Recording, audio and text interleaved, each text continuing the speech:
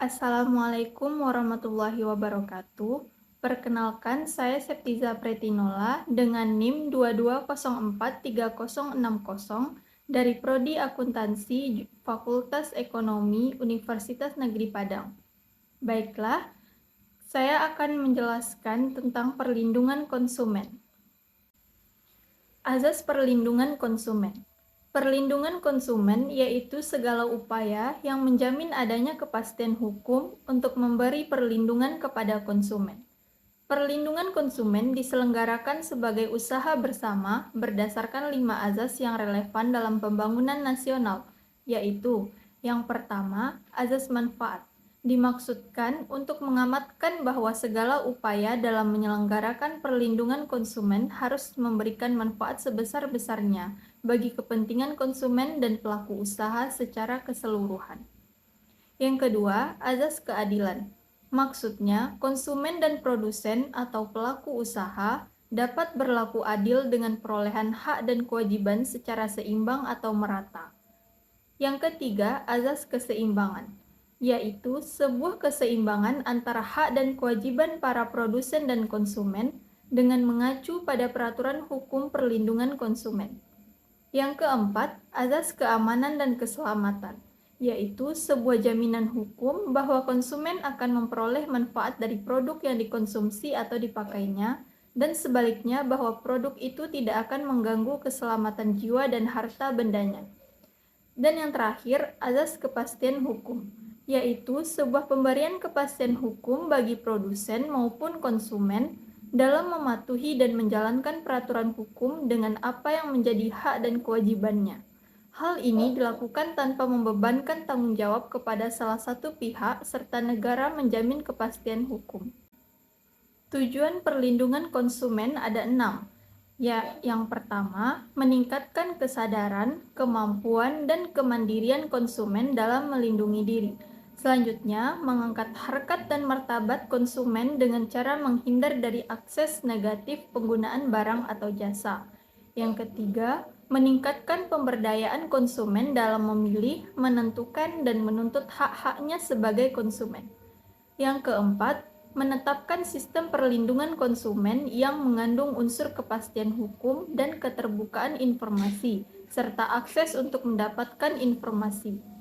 Yang kelima, menumbuhkan kesadaran pelaku usaha mengenai pentingnya perlindungan konsumen, sehingga tumbuh sikap jujur dan bertanggung jawab dalam berusaha.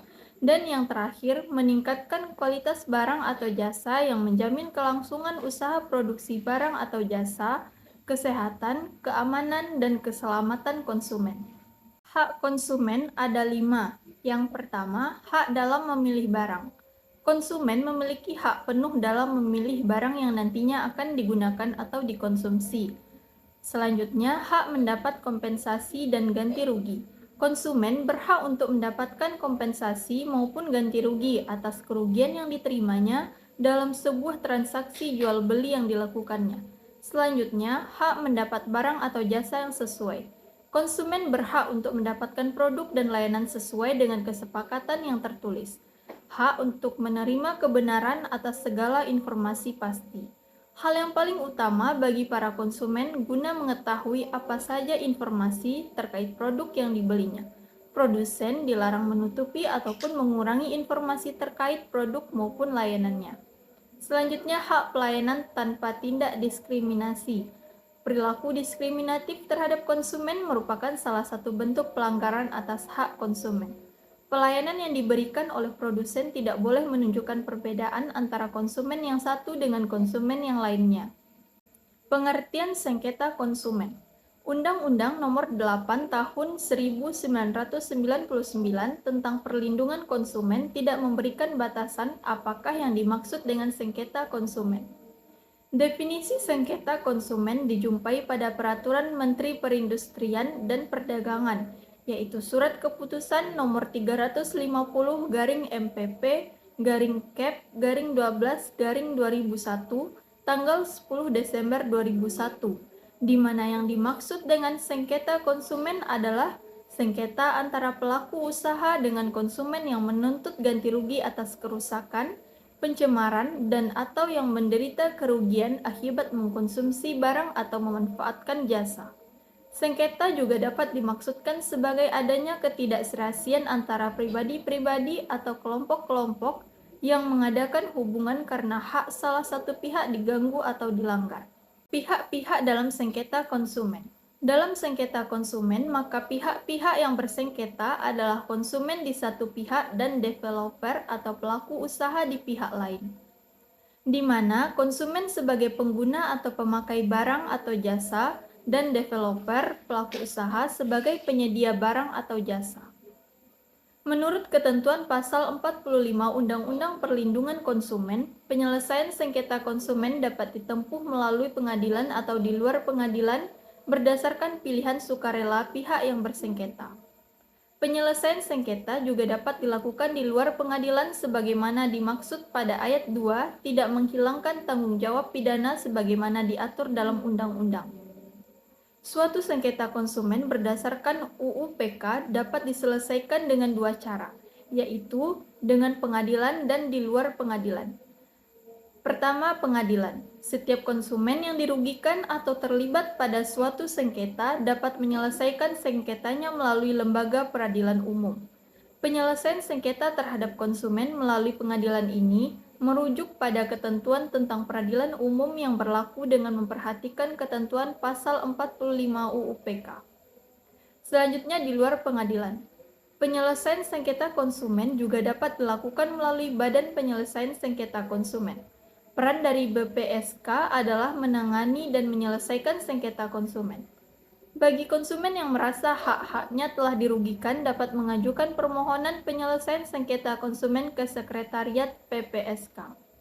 Berdasarkan keputusan Menperindak nomor 350-MPP-Cap-12-2001, forum penyelesaian sengketa konsumen melalui BPSK diselesaikan dengan 3 metode, yaitu yang pertama, konsiliasi. Konsiliasi yaitu proses penyelesaian sengketa konsumen di luar pengadilan dengan perantara BPSK untuk mempertemukan para pihak yang bersengketa dan penyelesaiannya diserahkan kepada para pihak. Konsiliasi merupakan salah satu pilihan dalam menyelesaikan sengketa konsumen yang berada di luar pengadilan yang perantaranya adalah BPSK. Yang kedua, mediasi. Mediasi yaitu suatu proses penyelesaian sengketa konsumen yang berada di luar pengadilan dengan perantaranya BPSK yang hanya sebagai penasihat dan penyelesaiannya diserahkan kepada para pihak yang bersengketa. Penyelesaian sengketa ini di mana inisiatifnya datang dari salah satu pihak atau para pihak yang didampingi oleh majelis BPSK sebagai mediator atau perantara yang bersifat aktif. Bedanya dengan konsiliasi yang di mana majelis BPSK sebagai perantara bersifat pasif. Dan yang ketiga, metode arbitrase. Arbitrase yaitu penyelesaian sengketa konsumen di mana para pihak memberikan sepenuhnya kepada majelis BPSK untuk memutuskan dan menyelesaikan sengketa yang terjadi. Pengertian Badan Perlindungan Konsumen. Badan Perlindungan Konsumen Nasional adalah badan yang dibentuk untuk membantu upaya pengembangan perlindungan konsumen. Perlindungan konsumen adalah perangkat hukum yang diciptakan untuk melindungi dan terpenuhinya hak konsumen. Contohnya, para penjual diwajibkan menunjukkan tanda harga sebagai tanda pemberitahuan kepada konsumen. Undang-Undang Perlindungan Konsumen. Sebagaimana yang sudah dijelaskan bahwa perlindungan konsumen diperuntukkan untuk pemberian kepastian, keamanan, serta keseimbangan hukum antara produsen dan konsumen. Tujuan dibuatnya perlindungan konsumen dapat dijelaskan dalam pasal 3 Undang-Undang Perlindungan Konsumen 8/1999 yang dijelaskan sebagai berikut. Yang pertama, meningkatkan kesadaran, kemampuan, dan kemandirian konsumen untuk melindungi diri. Yang kedua, mengangkat harkat dan martabat konsumen dengan cara menghindarkannya dari akses negatif pemakaian dan/atau jasa. Yang ketiga, meningkatkan pemberdayaan konsumen dalam memilih, menentukan, dan menuntut haknya sebagai konsumen. Dan yang keempat, menciptakan sistem perlindungan konsumen yang mengandung unsur kepastian hukum dan keterbukaan informasi serta akses untuk mendapatkan informasi. Badan Perlindungan Konsumen Nasional atau BPKN. Badan Perlindungan Konsumen Nasional atau BPKN berdiri sejak tahun 2004 yang dibentuk sebagai upaya merespon dinamika dan kebutuhan perlindungan konsumen yang berkembang dengan cepat di masyarakat. Pembentukan BPKN berdasarkan pada ketentuan Undang-Undang Nomor 8 Tahun 1999 tentang Perlindungan Konsumen atau UUPK yang ditindaklanjuti dengan PP Nomor 4 Tahun 2019 tentang tugas, fungsi, dan keanggotaan BPKN. Tugas Badan Perlindungan Konsumen ada 6. Yang pertama, memberikan saran dan rekomendasi kepada pemerintah dalam rangka penyusunan kebijakan di bidang perlindungan konsumen. Yang kedua, melakukan penelitian dan pengkajian terhadap peraturan perundang-undangan yang berlaku di bidang perlindungan konsumen. Ketiga, melakukan penelitian terhadap barang dan atau jasa yang menyangkut keselamatan konsumen. Keempat, mendorong berkembangnya lembaga perlindungan konsumen swadaya masyarakat. Kelima, menyebarluaskan informasi melalui media mengenai perlindungan konsumen dan memasyarakatkan sikap keberpihakan kepada konsumen. Dan yang keenam, menerima pengaduan tentang perlindungan konsumen dari masyarakat, lembaga perlindungan konsumen swadaya masyarakat, atau pelaku usaha dan melakukan survei yang menyangkut kebutuhan konsumen. Lembaga Perlindungan Konsumen Swadaya Masyarakat. Lembaga Perlindungan Konsumen Swadaya Masyarakat atau LPKSM adalah lembaga non-pemerintah yang terdaftar dan diakui oleh pemerintah yang mempunyai kegiatan menangani perlindungan konsumen. Menurut Pasal 44 Ayat 3, tugas LPKSM yaitu: pertama, menyebarkan informasi dalam rangka meningkatkan kesadaran atas hak dan kewajiban dan kehati-hatian konsumen dalam mengonsumsi barang dan atau jasa. Kedua, memberikan nasihat kepada konsumen yang memerlukannya. Ketiga, bekerja sama dengan instansi terkait dalam upaya mewujudkan perlindungan konsumen. Keempat, membantu konsumen dalam memperjuangkan haknya, termasuk menerima keluhan atau pengaduan konsumen. Dan kelima, melakukan pengawasan bersama pemerintah dan masyarakat terhadap pelaksanaan perlindungan konsumen. Syarat badan usaha sebagai badan hukum ada 5, yaitu: pertama, harta kekayaan terpisah dari kekayaan subjek hukum yang lain.